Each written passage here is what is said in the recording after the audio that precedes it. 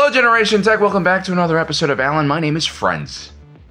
Nailed it. The Galactic Empire, by all accounts, dominated the Rebel Alliance when it came to military power. It had a fleet of tens of thousands of times larger than the Rebellions, a ground force and motor pool of tanks and artillery that was equally as powerful and overwhelming compared to the Rebellion. The disparity between these two forces led to the Rebel Alliance adopting mainly hit-and-run tactics and waging an asymmetric war against the Empire. But ever so often, a significantly weaker force like the Rebel Alliance is able to leverage some type of X factor that allows them to stand and fight against a much more powerful foe. Sometimes that means leveraging the local terrain and geography. For instance, during the siege of Inusu Tor on Solist, the Republic's 61st Mobile Infantry, a company-sized light infantry unit without any heavy weapons, managed to seize a very important mineral processing facility used by the Imperial Industrial Military Complex to produce weapons and heavy machinery. While the 61st's attack was successful and they occupied the facility, their CR-90, which served as their living quarters and fire support and transport, was shot down during the mission, leaving this tiny company-sized unit stranded on a planet full of Imperial legions, a few armored divisions, and of course there's an Imperial defense fleet in the orbit above. This was not a part of the plan. Now, the 61st decided to retreat back into the facility they had taken, and they fortified it for a prolonged siege. Now, you might be thinking to yourself, well, won't the Empire just bombard them from space or use conventional artillery just to take out that facility? Well, no. Actually, this facility, this mineral processing kind of plant, was far too important for the war effort for them to destroy. This was a smart move by the 61st because the Empire would have to send waves upon waves of stormtroopers to try to retake the mountain the facility was built on. And actually, when I say mountain, I mean more like an active volcano surrounded by lava fields, which were used in the mineral refining process. As Imperial forces started their first attacks, the 61st would actually redirect the lava flow and wreak havoc on the advancing Imperial forces below them. Aerial denial with lava.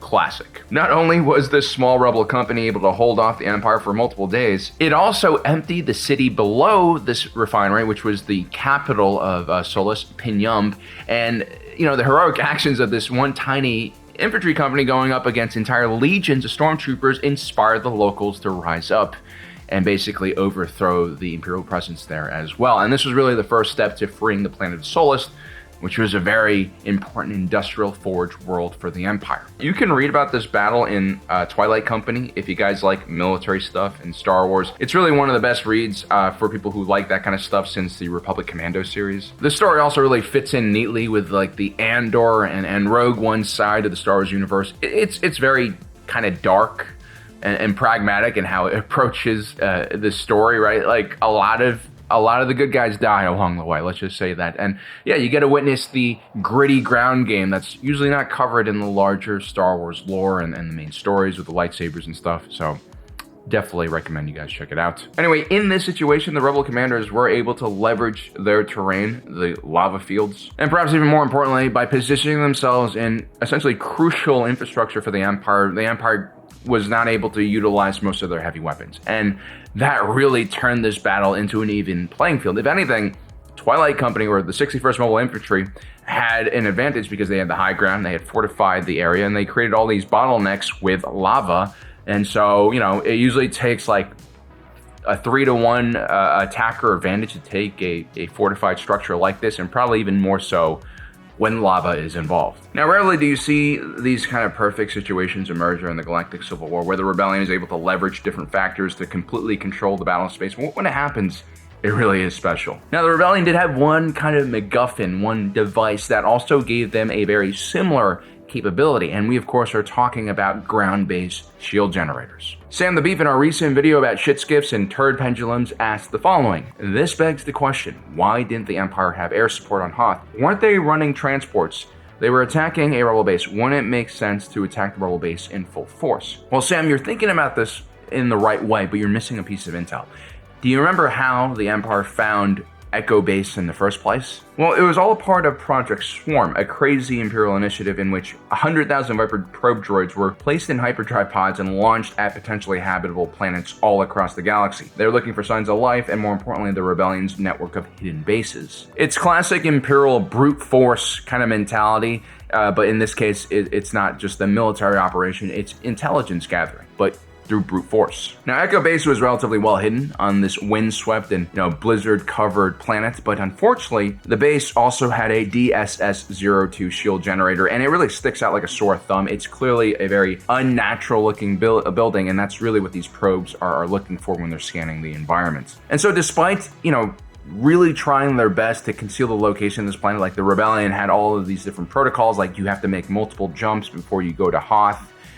With a starfighter, you have very minimal human presence or on the surface of the planet. Everything is hidden below the surface. But despite all of this, the Empire is able to kind of find these buildings, and that's what sets off the entire operation to take Hoth. Now, the Imperial Navy had given Darth Vader a personal armada known as Death Squadron for the specific task of hunting down the Rebel headquarters unit, and this is probably one of the most powerful fleets assembled in galactic history. I mean, it's insane. The Rebellion really didn't have much of a chance here at all. But since most of the Rebel High Command had actually served in the Empire or had served in the Judicial Forces or the Republic, a lot of these guys knew just, how much imbalance there was between an Imperial fleet and even the strongest Rebel headquarter unit. It simply was just impossible for them to stand and fight. General Karl Riecken was in charge of the ground forces in defense of Echo Base, and it's thanks to him that the Rebel units stationed there were extremely well drilled and disciplined, especially when compared to other Rebel infantry units. As such was the importance of the personnel there. This was really the heart of the Rebellion. They had to get things right. And while the Rebellion lacked the firepower to actually,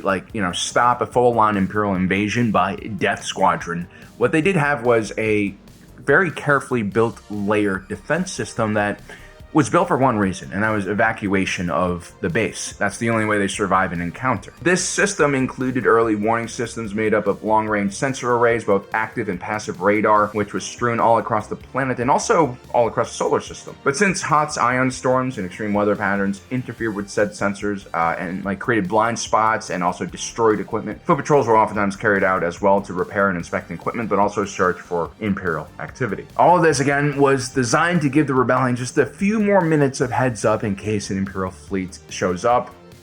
It's all about buying time. Even if a small Imperial scouting group found them, once they were spotted, it was only a matter of a few hours before an Imperial fleet was sent to crush them. Now, the last line of defense for this strategy was the shield generator. In the worst case scenario where the rebels are surprised by an Imperial fleet, this can at least buy them some time to gather their forces for a retreat under fire, as it happened during the actual invasion of Hoth. Now, one of the misconceptions that I see a lot on the internet is that this shield generator on Hoth is a planetary shield. It is not a planetary shield. Planetary shields were kind of a little bit too big and noticeable for the Rebellion to steal. I mean, they basically stole all of their equipment. You can't steal a planetary shield. It's just another level of equipment and protection they couldn't get their hands on. Scarif had a planetary shield, and more importantly, Alderaan had a planetary shield, and this is one of the lesser known reasons why the Empire decided to build a Death Star in the first place. It wasn't just about fear and intimidation. There was also a very important strategic reason why they needed a weapon that could dismantle entire planets. You see,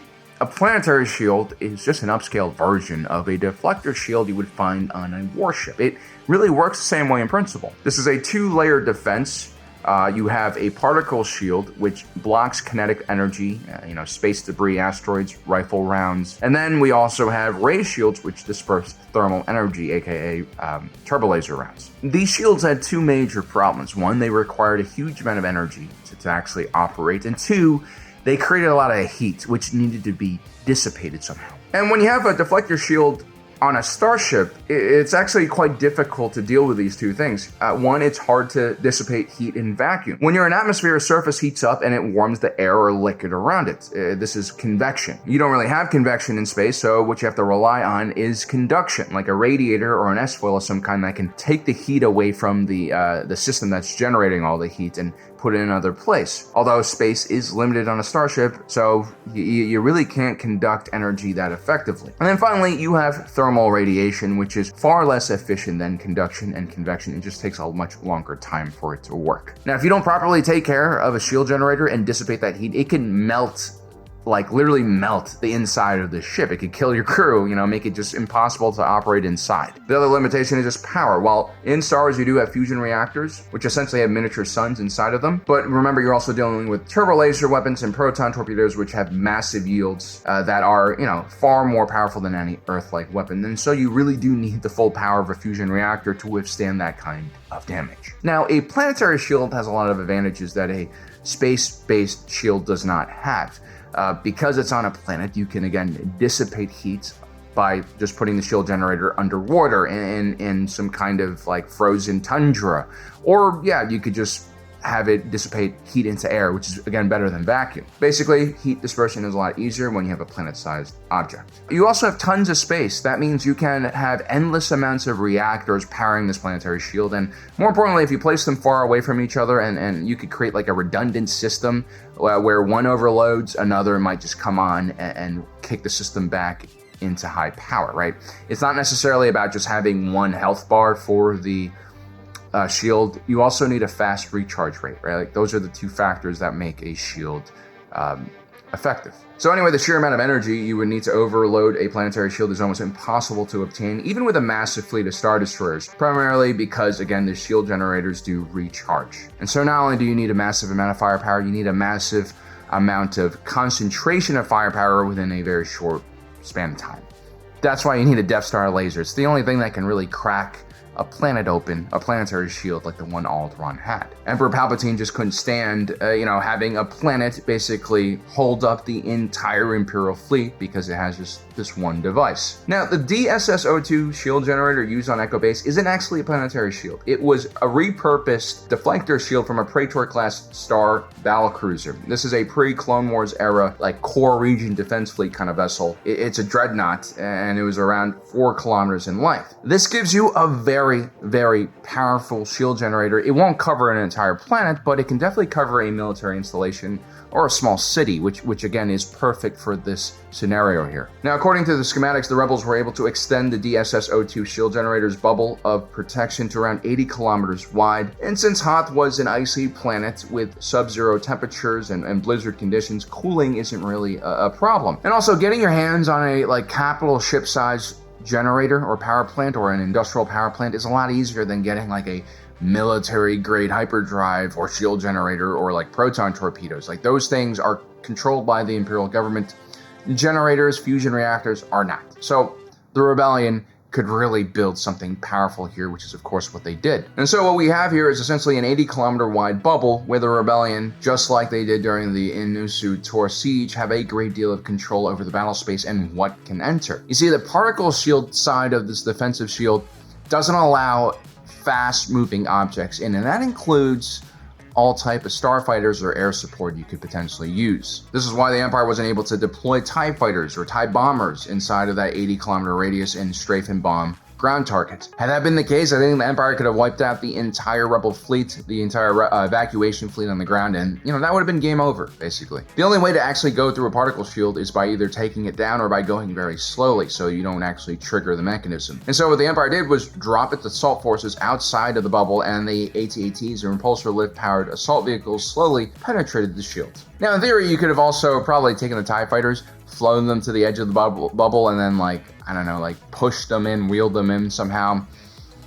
Unfortunately, the Empire isn't really known for flexibility and doctrine, and Darth Vader kind of just marched straight at problems and tried to push them over. He also wasn't the most brilliant tactical thinker that he was during the Clone Wars. I think Thrawn could have figured this out, although actually during the Battle of Atollon, when he had the Rebs trapped underneath their shield generator, he just pounded away at it until the shield generator failed with the turbo lasers. Another thing that really helped the Rebels out was the commander of Death Squadron, Admiral Kendall Lazzle, potential Rebel spy or just a incompetent buffoon. He jumped Death Squadron directly over the planet, and thanks to Echo Base's robust sensor capabilities, they were able to detect the coronial radiation of the approaching fleet minutes before they actually arrived. This gave the Rebels even more time to prepare for their evacuation. It also should be mentioned that Rebel infantry stationed on the base, they boarded mobile skiffs and they went out to the perimeter of the shield and they fought a very heroic rear guard action. A lot of these units were just completely wiped out or just kind of left behind because, everyone was pulling out quick. Also, those snow speeders we talked about in our last video did their part as well and slowed down the most dangerous part of this advance, the AT-ATs. And it's because of all these reasons why the Battle of Hoth is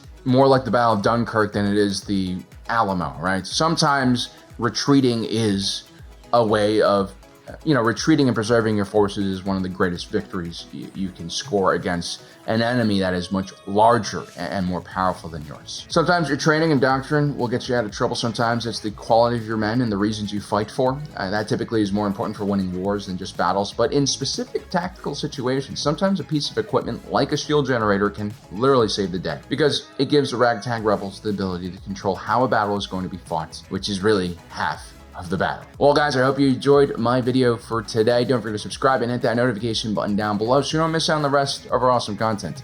As usual, my name is Alan, reminding you that my allegiance is to the Republic, to democracy. I'll see you next time.